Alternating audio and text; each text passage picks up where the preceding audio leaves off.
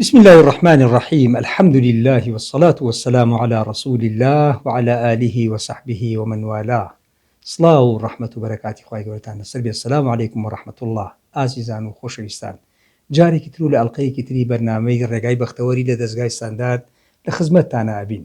ئەڵلقەی ئەم جارەمان ئینشاء الله باسی کولتوری لێبوردن ئەکەین. ئێمە وەکو کۆمەڵگایەکی مسلمان نشین و خەڵکانێک کە پێکەوە ئەژین و لەیەک نیشتیمان و یەک زمان و یەک ئاین و ئەتوانم بڵێم یەک ڕێگا و یەکشت ئەمان بەسێتەوە بە یەکۆ. بەڕاستی کولتوری لێبوردن یەکێکە لەو نیعمەتە گەورانەی کە پێویستەکە هەمومان کاری لەسەر بکەین و ئیشی سەرەکی بۆ بکەین.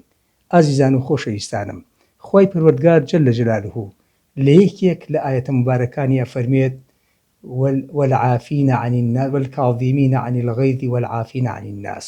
کاتێک باسی کاظمینی غەیظەکە ئەوانە ئەکات کە خۆیان ڕقی خۆیان ئەخۆنەوە و لێبوردن ئەبن لە بەرامبەری خەڵکو و لێبوردە ئەبن لە بەرامبەری خەڵکۆ.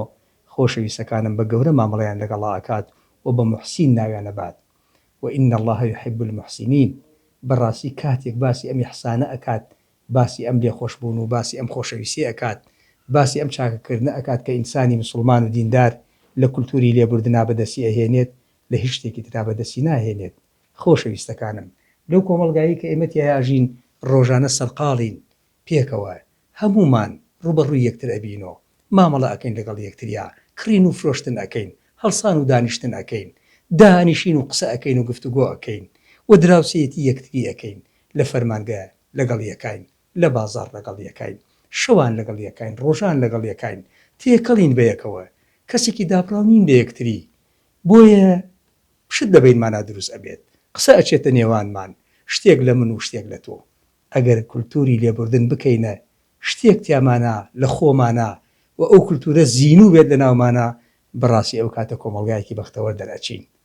بۆیە بە حەقەت ئێمە پێویستەکە ئەم کولتوری لێبوردنە، ئەم داواکاری خواییە کە فەرمێ والعافین عن الناس والكاظمین الغیظ، بە دوو بڕگەی جوان و مبارەک پێمانە فەرمێ ڕقی خۆتان بخۆنەوە، بۆ ئەوەی ئێمە کەسێکی ڕقاوی نەبین و کەسێک نەبین دەردە دڵەکانمان ئەوەنە قورس بێ لە سەرمان ناشرینمان بکە لە بەرچاوی یەکتری. پێویستەکە بەعزێ ڕقی خۆمان بخۆینەوە و بەعزێک شتی هاوڕێکانمان و براکانمان و دۆستەکانمان قبول بکەین و بەعزێ شتی بەرامبەرەکانمان قبول بکەین. بۆیە بە حەقەت ئیسلامی عەزیم ئەم ئاینە جوانە مبارەکە هانمان ئەدا و تێمانەگەیەنێ و پێمانەگەینێ و پێمانە فەرمێ پێویستەکە ئێوەی بەشەر، ئێوەی ئینسان بە تەبیعەت کە کۆمەڵایەتین و لەگەڵ یەکا و بێ یەک ناتوان هەڵکەن و بژین، بە حەقەت لەگەڵ یەکتریا ڕقەکانتان بخۆنەوە و لێبوردە بن لە بەرامبەری یەکتری. مامۆستایەکی خۆشەویست بۆمانە گێڕێتەوە فەرمی ڕۆژێک لە قوتابخانەکەما باسی کولتوری لێبوردن مەکرد. لێبوردن ئەوە نەگرنگە، لێبوردن ئاوایە. زۆر ڕۆشتم لەسەر بابی لێبوردن، نزیکەی 40 دقیقەیە باسی لێبوردنم کرد لە قوتابخانە. ئەفەرمێ کاتی هاتمە دەرەوە سیرەکەم سیارەی خۆی کێشا بە سیارەکەما لەبەر دەرگای قوتابخانەکە وەسان بوو. سیرکەن عەزیزەکانم، ئەکرێ ئەو کەسەمان کە زۆر باسی لێبوردن ئەکەین خوای گەورە تاقیمان کاتۆ لەسەر لێبوردن. بابزانین بەرگەی لێبوردن نەگرین، ئەتوانین ڕقی خۆمان بخۆینەوە بەرامبەرەکانمان عەفو بکەین، ئەتوانین لێبوردە بین لە بەرامبەرەکانمان. بۆیە فەرمێ ئەم مامۆستا بەڕێزە کە هاتمە دەرەوە سیارەی خۆی کێشا بە سیارەکەما، سیارێکی وەستا و لەبەر دەرگای قوتابخانەیەکە، سیارێکی یەت خۆی پیاکێشێت. وتی کاتێک کەسەکە دابزی وتی کاکە بەخوا ئەم سیارەنی کێ بوو کاولم کرد. وتی منیش نزیکبوومە لێی وتم وەڵڵا سیارەی منە، ئەم سیارەی کە تۆ خۆت لیاوە سیارەی منە. باسی ئەم کولتوری لێبوردنە ئەکەین و دوجار ئەم کولتوری لێبوردنە کاتێک تۆ ئەبووری لە بەرامبەرەکەت و دڵی خۆشەکەی بەوەی کە من شتێکم نییە لەگەڵ تا ئینشاء الله شتەکە ئاسانە و بەسیتە و تێپەڕێ، بەڕاستی دڵنیابین خوای گەورە لە شوێنێکی ئەومان تاویز دەکاتەوە. بۆیە ئەم مامۆستا فەرمێ بەڕاستی کابرا دابەزی زۆر بێتاقەت بوو کە سیارەکەی بینیم، سیارەکەی خۆشی زەرری بوو بەڵام سیارەکەی منی کاول کرد بوو. وتی منیش پێم وت 40 دقیقەیە باسی کولتوری لێبوردن ئەکەم لە قوتابخانە، ئامادە نیم ئێستا یەک شت پێ بڵێم والكاظمین الغیظ والعافین عن الناس. ئەوە من هەموو بێتاقەتەکانی خۆمەوە و لێبوردە ئەبم و چاویشدا ئەپۆشم لەسەرەوەی کە تۆ تاودە لە سیارەکەم.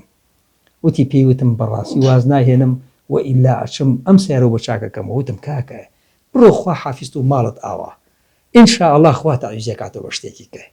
وتی بردمە سەر فیتەر و دەستیان کرد بە چاکردنەوەی سیارە بووم و نزیکەی دە ڕۆژێک بێ سیارە بووم. وتی دوای چاکردنەوە باسەکەمان باسی ئەم کولتوری لێبوردنەیە کە ئێمە چۆن ئەتوانین لە ناو خۆمانە برەوی پێبین و چۆن ئەتوانین دڵی بەرامبەرەکەمان خۆشکەین و چۆن ئەتوانین چاو بنووقێنین لە هەموو شتانی لە بەرامبەرمانەوە ئەکرێت. یان زۆر جار وەکو بڵێ خۆت بێدەنگەکەی و مت ئەەکەی لەسەرەوەی کە بەرامبەرەکەت دوایی دڵنیا بە پەشیمانی ڕووی تێکات و یەک داوای لێبوردنی لێەکا. بۆیە ئەوانەمان کە ئەتوانین کولتوری لێبوردن لە خۆمانە قوت پێبین پێویستەکە هەمیشە کاری لەسەر بکەین. ئەڵێ دوای دە ڕۆژ سیارەکەم چاکردەوە هەموو بەیانێک کە دەرئەچووم ڕۆژانی پێشووتر لە سیارەکە دەرئەچووم لە ماڵ دەرئەچووم و سواری سیارەکە ئەبووم ئەیوت بەڕاستی فەحسێکی سیارەکەمە کرد. وتی ئەو ڕۆژە ماڵ و مناڵم سەری سیارە خست و تۆزێک بە پەلە خەریک و سولفێ لێ بووم و وەستام وتیان ئەوە چیە؟ وتم با فەحسێکی سیارەکەم بکەم. وتی بۆنیدی سیارەم هەڵاوە سیرەکەم هەموو ناو سیارەکەم بۆنی دەکەم ئیتر چۆنە سۆندەم دەرچووە ئیتر چییە هەمووی بۆتە بانزین. وتم یا ئەڵڵا ئەگەر یەک سولفر لێبایە و کارەبایەتی سیارەکەم کۆتاتەیش دڵنیاوم گڕی ئەگرت و ماڵ و مناڵ بەسووتا. وتی بە پەلە مناڵەکانم دابەزاند و بۆنیدی سیارەکەم هەر هەڵدا بووە دام نەخست و بەعزێک محاولم کرد لەگەڵ سیارەکە. جا بەڕێزان مامۆستا فەرمووی ویستمان بە خێزانی سەردانێ بکەین چی نەدەرەوە. مناڵەکانم سەرکەوتن و سواری سیارەکە بووین. سواری سیارەکە من هەموو جارێک ئەچووم فەحسی سیارەکەم ئەکرد. وتی ئەو ڕۆژە فەحسی سیارەکەم نەکرد کە سەرکەوتین لەگەڵ خێزانەکەمە لەگەڵ مناڵەکانە. وتی ویستم سولفێک لێ بەم و وەستام. وتیان چێ؟ وتم با دابزم فەحسێکی سیارەکە بکەم. کە دابەزیم بۆنی دەکەم هەڵداوە سێری ئاو تەرتیباتی سیارە بکەم سیرەکەم بەنزینێکی زۆر ڕژاوە بە مەکینەی سیارەکەمە چۆن بەربووە سۆندەکەی و چی بووە نازانم تەعەجوبەکەم کەی بەربووە چۆن بەربووە. وتی بڕواتان بێ ئەو سلفەم لێوایە و کارەبایەتی سیارەکە وتایەتی ژڕەنگە هەمومان بسوودانێت لەو سیارەکە. وتم بە پەلە دابزن سیارەکە شتێکی ئاوای هەیە. وتم خوای گیان من لێبوردەم بووم لە بەرامبەر کەسێکۆ کەیای بە سیارەکەمە بەڵام دوای ئەوە تو تاویزی گەورەت بۆ کردمەوە. ئازیزەکانم کولتوری لێبوردن کولتوری خۆشەویستی کولتوری چاوداخستن و ڕخواردنەوە لە ناخی خۆمانە بەڕاستی کولتورێکی گەورەیە. بۆیە پەروەردگارمان هانمانەدا پێمانە فەرموێ والكاظمين الغيظ والعافين عن الناس والله إن الله يحب المحسنين والله يحب المحسنين. بمحسن ناومانە باتۆمان کاتە کەسی چاکەکار.